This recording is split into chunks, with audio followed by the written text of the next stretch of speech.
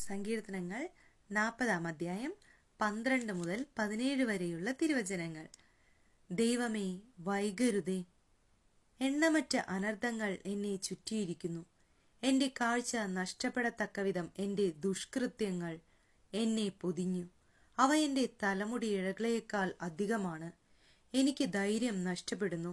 കർത്താവേ, എന്നെ മോചിപ്പിക്കാൻ കനിവുണ്ടാകണമേ.